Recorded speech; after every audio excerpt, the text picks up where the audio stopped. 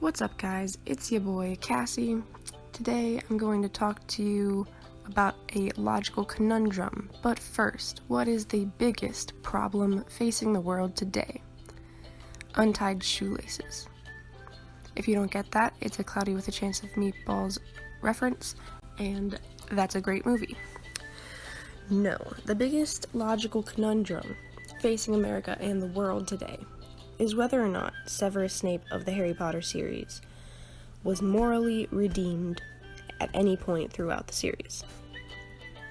If any of you don't know who Snape is, he's a bad guy, who's a good guy, who has a tragic backstory, but it's only tragic because he said so, and that's really all that matters in this case.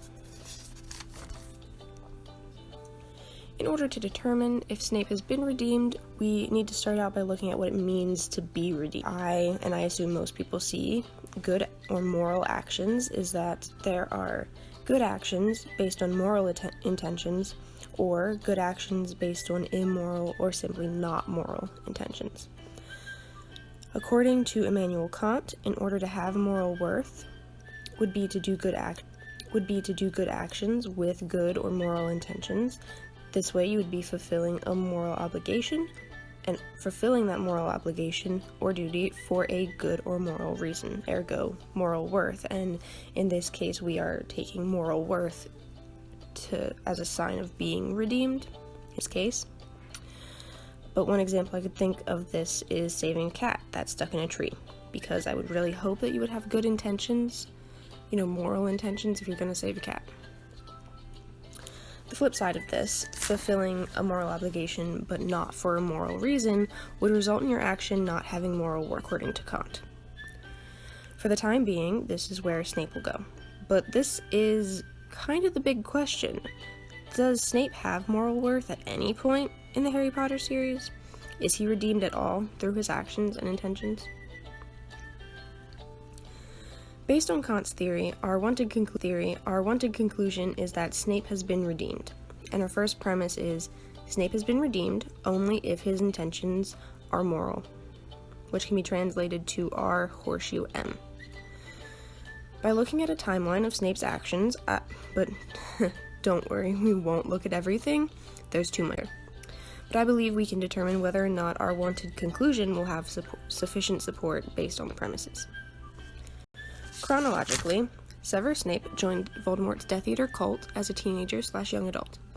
He did this because of core beliefs he had that made him prejudiced against wizards born from non-wizard parents.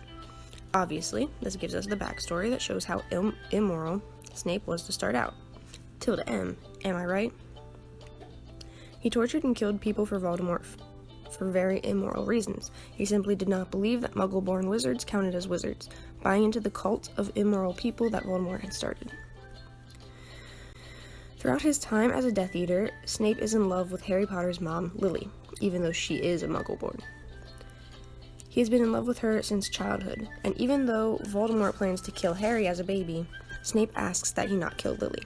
And then Voldemort is like, alright bro, I'll try not to be as awful as I already am, since I'm going to kill a fucking baby because of a prophecy that, might be wrong.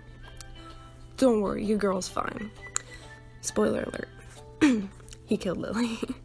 And then Snape was real weird and hugged her dead body while Harry cried in a crib. But this moment, right here, is when Snape decides to switch sides and work for Dumbledore. Because Voldemort killed Lily, Snape switched sides. Now a problem has taken shape. Is love a moral intention? The answer appears to be a pretty solid no. People can do a lot of immoral things based on their love for another person. Litzix has done, because of love, the most important action Snape performed that on its own would be considered a moral action is that he saved Harry's life, multiple times. This action lended itself to the greater good, the goal of destroying Voldemort. But Snape only did it because of the love he still held for Harry's mom, and especially her eyes, which was weird. The reason he continued to work with Voldemort as a double agent was because his love for Lily was so strong that he needed to avenge her death. Snape's entire character arc depended on his love for a dead woman. That being said, There's one action of Snape's that shouldn't have moral worth, but exists in more of a gray area. Spoiler alert, Snape kills Dumbledore. I'm so sorry. Working for Dumbledore initially may have stemmed from wanting revenge on Voldemort, but the reason Snape agreed to kill Dumbledore was because Dumbledore asked him to. Dumbledore was dying, and his wish was to have control over his own death. Snape most likely performed this action because of love. His quote-unquote platonic love for Dumbledore, which we will not get into. And so a desire to do something for the greater good makes killing Dumbledore the most morally worthy thing Snape does. According to Kant, anyway. This leads us back to the overarching question.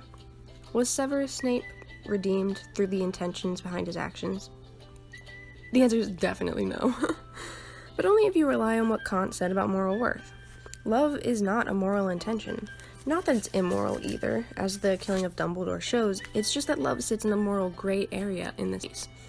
Love cannot be adequately used to represent something moral, you know? Under Kant's theory, our first premise would be that Snape is redeemed only if his actions have moral intentions, and his actions/intentions have been declared to not have moral worth. So, he must not have been redeemed. However, if we were looking at actions alone, and not the motive behind them, then it's quite possible that Snape could be seen as redeemed. This conclusion is pretty subjective, though, because then it depends on the moral code of the person judging Snape.